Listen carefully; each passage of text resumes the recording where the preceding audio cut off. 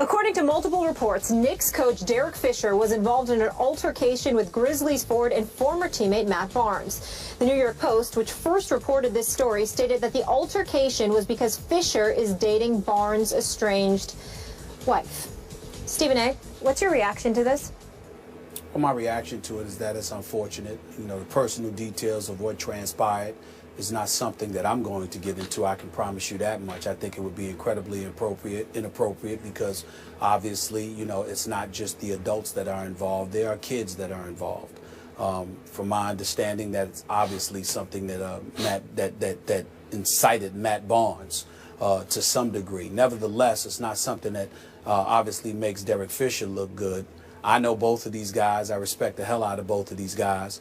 And on a personal level, I'm certainly not going to go into the details of what I obviously have heard.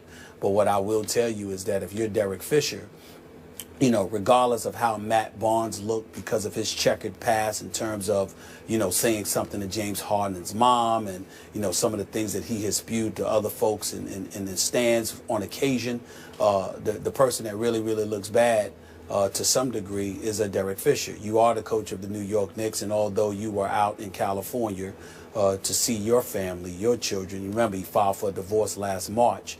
His kids are in Los Angeles with his wife, with his you know, estranged wife Candace, who I know as well. You know, the situation is very shaky, to say the least. But when you're out there, and you end up having to miss a day in training camp fresh off of a 17-65 season and you're not with the team, I think that Frank Isola of the New York Daily News, my friend, somebody that I know covers the Knicks over the past 16 years, better than anybody that I've seen in quite a long time, he knows when he sits there and says and writes that the free pass that Derek Fisher had last year, that honeymoon period is now officially over, he's absolutely right, because you don't need to have any kind of distractions.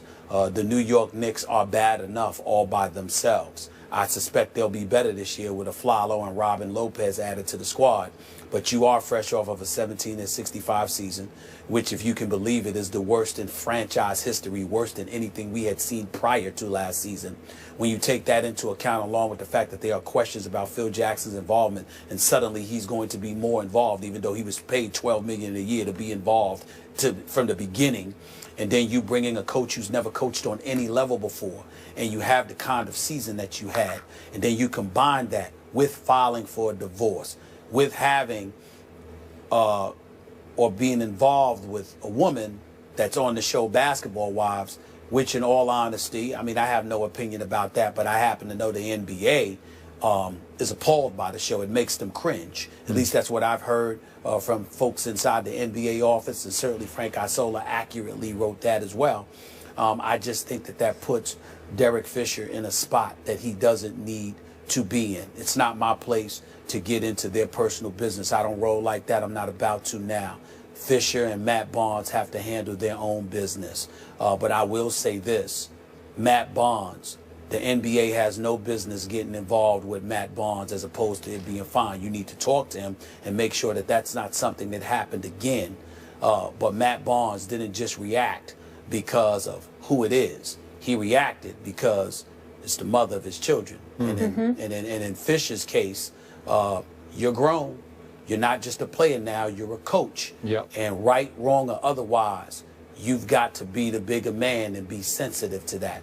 This is not one of those situations where either deserves to be fined, nor do they deserve people like myself and others commenting about their personal business. And I definitely don't think that it's the NBA that should get involved from fining them. They should just sit there and say, chill, and let's make sure that this is not something that ever happens again, and leave it at that, because this ain't some, you know, small, immature beef. Yep. All I'm going to say is children are involved. Let's leave it at that.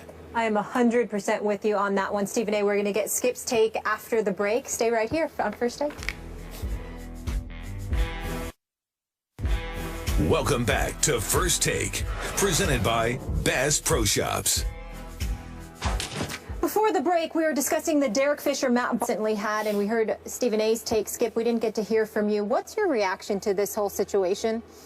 Stephen A., you've often said on this show that a player's personal business is his personal business, and you will stay out of that personal business as it relates to your job of reporting on the NBA.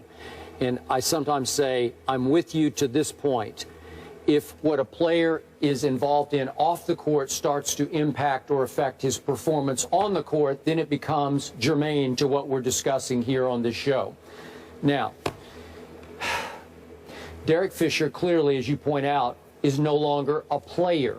He is the head coach of the New York Knicks. And I know they're pathetic. I know they're a disaster. I can't remember all the words that you've used.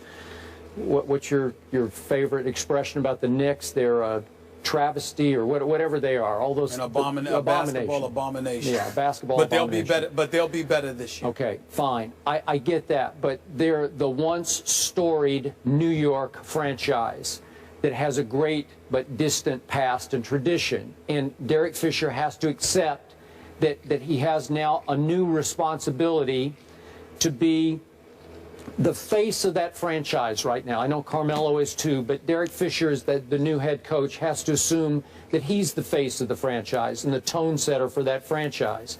So if I understand the story correctly, he took the weekend off from training camp to fly to Los Angeles under the auspices of he wanted to visit his kids. Great, but he wound up in the middle of this incident, which didn't have anything to do with visiting his kids. And it's just a bad look for the Knicks and obviously for the NBA. Nobody likes this. There's nothing pretty about it. There's nothing face-saving about it. We all don't like it. We don't want to get into the tabloid details here, but it's just not right for Derek Fisher to wind up involved in this, however it happened.